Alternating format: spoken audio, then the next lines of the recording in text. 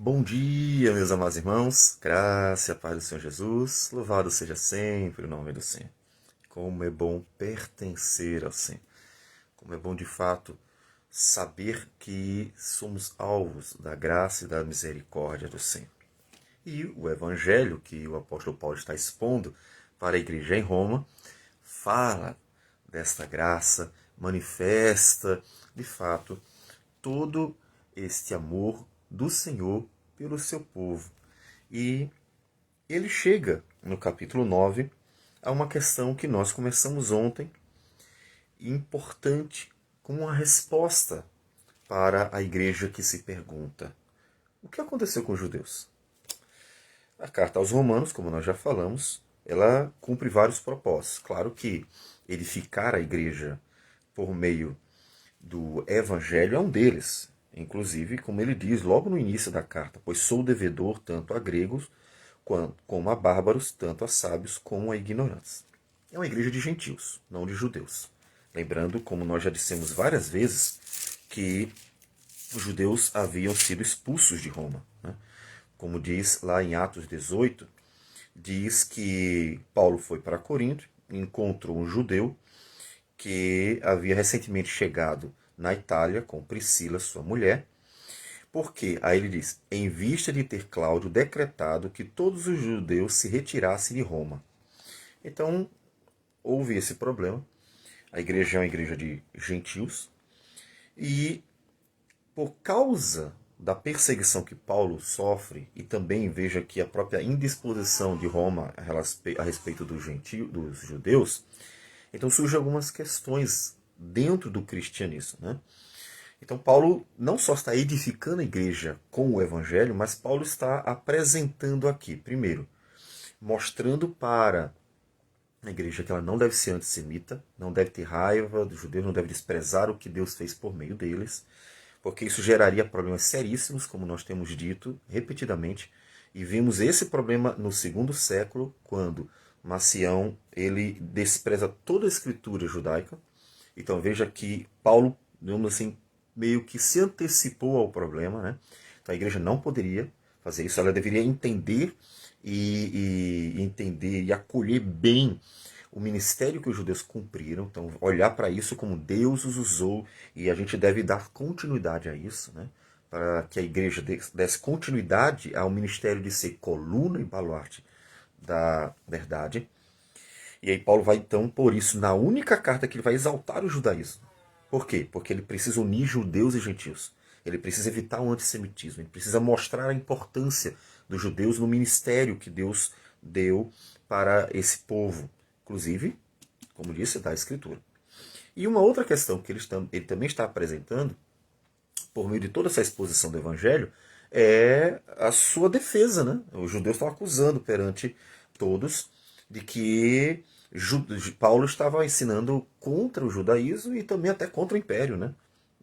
Paulo não fez nenhuma coisa nem outra. Paulo nem está combatendo o judaísmo, o seu próprio povo, nem o próprio imperador, nenhum dos dois. E aí você vê que nessa carta ele exalta o seu povo, mostra o amor pelo seu povo e até também defende as autoridades. Porque essa carta possui essa característica muito singular, que não tem nas outras.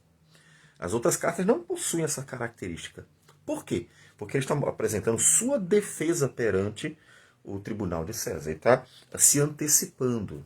Então, isso tornando-se conhecido, todos então iriam testemunhar que a verdade é que Paulo não ensinava nem estimulando o povo a ir contra o judaísmo, o próprio judeu contra o judaísmo, né? Porque é o que eles diziam, nem contra o imperador. Então, é uma defesa dele.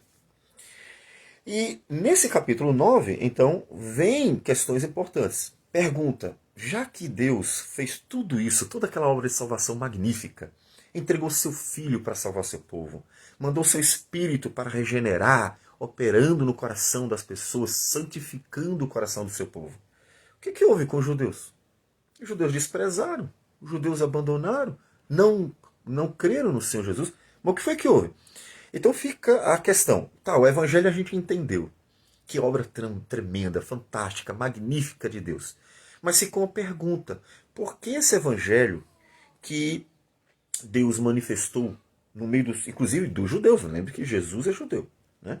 Como nós vimos no versículo 4 e 5 do capítulo 9, ontem, que pertence aos judeus a glória, as alianças, a legislação, o culto, as promessas, os patriarcas, e também descende o Cristo. Ou seja, puxa, tudo veio deles. Então o que foi que houve? Por que eles não creram? Deus não cumpriu sua promessa, mas ele não prometeu no Antigo Testamento salvar o seu povo? Então Deus falhou? O que foi que houve? A gente quer entender o que está acontecendo para que o povo judeu mantenha essa dureza de coração. Então observe que ele expõe o evangelho inteiro, deixa claro sua pregação, e explica o que está acontecendo com o povo judeu frente ao cumprimento da promessa do evangelho. Ou seja, Jesus e o Espírito do Senhor, o advento de ambos, é o cumprimento da promessa do Antigo Testamento. Pergunta, então, cadê o cumprimento da promessa de salvar o povo? E a resposta, então, está vindo a partir do capítulo 9. Nós já lemos os versículos de 1 a 5, que Paulo mostra seu amor ao seu povo e mostra a importância de seu povo no plano da salvação, porque foi desse povo que Deus manifestou, inclusive o Cristo. Jesus é judeu. E aí, então, vamos dar sequência no versículo de 6 a 13. Nós vamos pouco a pouco, né? Então vamos do 6 ao 13 hoje, que diz o seguinte: E não pensemos que a palavra de Deus haja falhado, porque nem todos os de Israel são de fato israelitas. Então veja a questão que ele está respondendo. Olha, não, Deus não falhou. Assim como Deus cumpriu a sua palavra mandando seu Filho, cumpriu a sua palavra mandando seu Santo Espírito, para que nós tenhamos o operar externo e o interno da salvação, lembra? Ou seja, nós temos Jesus que morreu por nós e o Espírito que opera em nós, né, a vontade do Senhor. Tanto a justificação quanto a santificação e a regeneração. Então, a obra inteira, Deus cumpriu. E Deus falhou em relação a conseguir ter poder para salvar o seu povo? Não, não falhou. Por quê? Porque nem todos os de Israel são de fato israelitas. Mas como assim? Como é que uma pessoa nasce em Israel e não é israelita? E aí então ele vai explicar essa questão. Nem por serem descendentes de Abraão são todos seus filhos, mas em Isaque será chamada a sua descendência. Isto é, estes filhos de Deus não são propriamente os da carne, mas devem ser considerados como descendência os filhos da promessa. Então, eis a resposta. Então os israelitas, o povo que ele veio salvar, não é um povo que descendia da carne, ou seja, que nasceram de Abraão, né, que vieram de Abraão. O seu povo são os filhos da promessa. São os filhos da promessa. Isso já deveria ter sido mais ou menos compreendido quando o apóstolo Paulo mostra que a salvação é para judeus e gentios.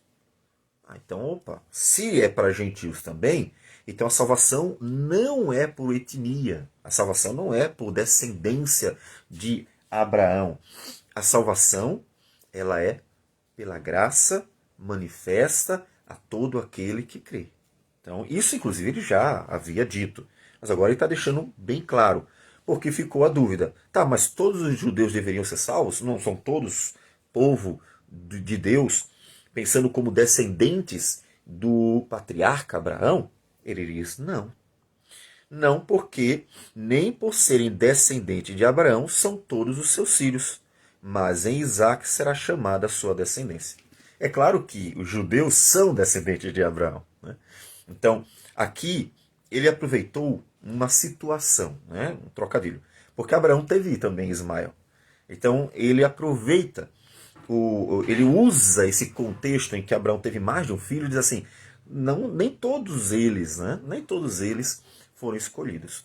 Então, a realidade é que, mesmo sendo judeu e sendo legítimo descendente de Abraão, não significa que ele era um filho da promessa. A dureza de coração deles mostra isso. Então, o que acontece é que a descendência são os filhos da promessa. São aqueles que, de fato, estão ligados a Abraão pela fé. Ligados pela fé. Ou seja, podemos dizer que é mais, abre aspas, fecha aspas, mais filho de Abraão o gentil que crê, ou seja, mais herdeiro de fato, é herdeiro de fato, o gentil que crê, do que o judeu que não crê. Por quê? Porque os filhos são aqueles que são filhos da promessa. E aí, versículo 9 diz: porque a palavra da promessa é esta: por esse tempo virei e Sara terá um filho. Então ele está lembrando como foi que aconteceu. Por este tempo virei a Sara e Sara terá um filho. Então foi assim que Deus disse para Abraão, né? Ou seja, uma promessa. Eles foram chamados, né? Abraão especificamente saiu da terra, foi para a terra de Canaã, mas Sara não teve filho. Esperaram 25 anos ainda. Veja que as promessas de Deus não se cumprem imediatamente. Como nós somos muito imediatistas, bom, até se entende por que somos imediatistas, porque a vida é curta, né? Então a gente, poxa, o que são 80, 90, 100 anos de vida? Passa rápido. E eu creio que você mesmo vai dizer, eu tinha 10 anos ontem, hoje estou com 40. Então a vida passa rápido. Então, o tempo passa rápido, a gente quer as coisas rápido. E olha, Abraão esperou 25 anos. Então calma, tá? Calma, porque não é que Deus tenha falhado em alguma coisa. É que Deus tem um tempo. Deus tem um tempo. Inclusive isso testa, né, a fé de Abraão. Né? Se ele realmente crê que o Senhor vai cumprir sua promessa. Deus prometeu, pode dar 1000 anos, mas ele vai cumprir. Então, já que o tempo não foi determinado. E não ela somente, mas também Rebeca, ao conceber de um só Isaque, nosso pai. E aí o que acontece? Vamos lá. Quando ele diz, por esse tempo virei e Sara terá um filho, ele está dizendo, observe que o que Deus disse para Abraão é que o filho seria um filho prometido.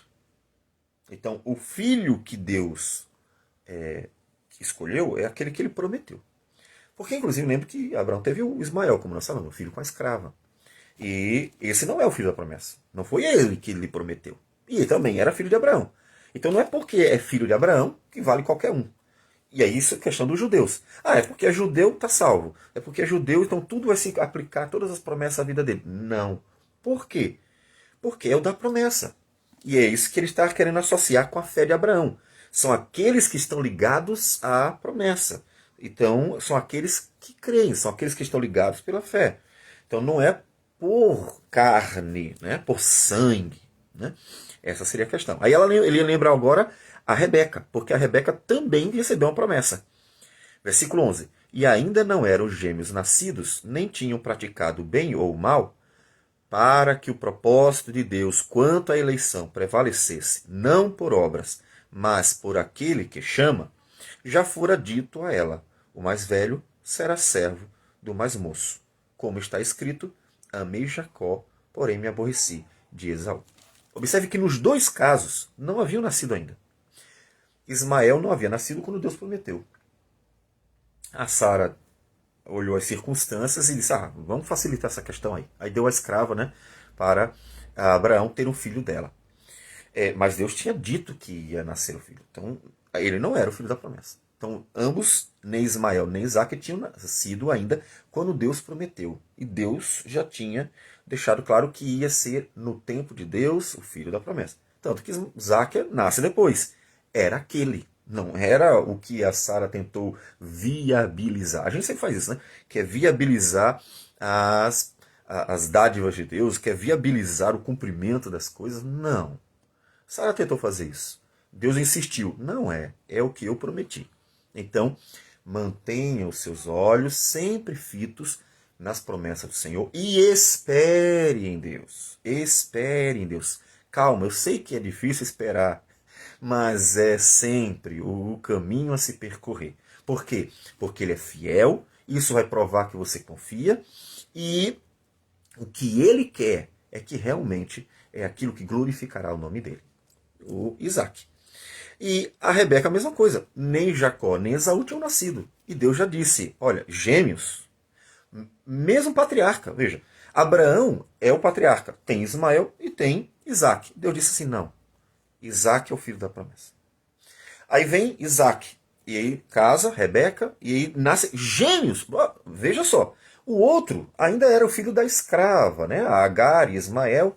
Aí você pode dizer assim, realmente, foi um erro de Sara. Então foi por isso que Deus foi para Ismael. Não. Observe que em Isaac, Deus deixa de tal modo claro que é o filho da promessa que não tem como fugir disso. Por quê? Porque são gêmeos. O patriarca é o mesmo, Isaac. A esposa é a mesma, Rebeca. Mesmo pai, mesma mãe. 2 filhos, gêmeos. Gêmeos. Não tinham feito nada. Deus disse antes, ou seja, para que fique evidente, não é por obras. Não é por obras. É pela manifestação da graça de Deus. E aí ele disse, não, eu quero um deles. E o que eu quero é esse aqui. Ele nem escolheu o primogênito para que ficasse evidente. Não era por uma decisão, uma lei, né, que inclusive está entre os homens. O primogênito ele recebia o que chama-se na Bíblia de porção dobrada, ou seja, a herança da sucessão. O nome passado adiante pelo primogênito. Ele disse, não. Eu quero o mais novo. Eu quero o seguinte, aquele que fere todas as questões legais para que fique evidente que é pela graça. E ele escolhe um. E diz, amei Jacó, porém me aborreci de Esaú. Então, o que ele está fazendo? Nós não vamos dar sequência agora. Paulo quer mostrar que não é por sangue que uma pessoa é salva, não é por etnia que uma pessoa é salva, não é porque os pais são salvos que os filhos vão ser salvos. E aí, no caso aqui, não é porque Abraão foi escolhido que todos os descendentes de Abraão também deveriam ser salvos. Não, a salvação continuará sendo sempre, independente de ser judeu, independente de ser gentil, pela graça. E aí, portanto, claro, Paulo já tinha explicado lá no capítulo 4, que pela fé nós nos associamos ou nos achegamos a Abraão. Ele é o pai da fé, que ele creu no Senhor. E aí é aqueles que, assim, a semelhança, né, de Abraão, creem. Esses são os filhos da promessa. Portanto, Deus não falhou pelo fato dos judeus estarem com o coração endurecido. Por que não falhou? Porque nem todo de Israel é israelita. Mas quem são então os verdadeiros filhos da promessa? Aqueles que creem, aqueles que de fato compreendem o Evangelho, creem no Evangelho, nele se cumpre a promessa de salvar o povo. Ou seja, Deus cumpriu a promessa? Sim. Como? Paulo era judeu. Os apóstolos eram judeus. 3.000 que se converteram em Pentecostes eram judeus. Depois aumentou para 5.000, todos judeus. Todos os judeus que creram são o cumprimento da promessa da salvação dada aos judeus. Depois Deus então mostra que, mas não é só para vocês não. E abre, e aqui estamos, pessoas que ouviram o evangelho do mundo todo, né? E isso temos judeus e gentios. Então Paulo está explicando por que Deus cumpriu sua promessa, apesar dos judeus manterem, em grande maioria, o coração endurecido. Mas tem ainda mais. Nós veremos isso amanhã com a graça do Senhor. Então vamos orar. Senhor Deus amado, bendito seja o teu nome. Nós agradecemos por tudo. Agradecemos porque a salvação não é por obras. E isso é muito bom, porque nós não temos obras para alcançar uma salvação. Porque somos pecadores e apesar de sermos imagem do Senhor, nós também continuamos pecadores. Ou seja, mesmo o que fazemos de bom ainda está muito marcado por nossos pecados. Portanto, Senhor Deus, jamais iríamos ser salvos por nossas obras. Jamais conseguiríamos fazer a tua vontade plenamente, satisfazer a tua justiça, jamais. E isso nos leva a uma gratidão eterna. O Senhor manifestou a justiça, o Senhor satisfez a justiça, o Senhor cumpriu a lei, o Senhor fez tudo por meio de teu Filho e nos deu graciosamente, sem merecermos, a salvação nele. Portanto, obrigado. Ajude-nos a honrar o teu nome, a te glorificar por meio do conhecimento e vida, ó Deus, a respeito da salvação. Tudo isso nós oramos, Senhor Deus, sempre em nome de teu Filho amado, Jesus. Amém, Senhor. Que Deus abençoe a todos e tenham um bom dia.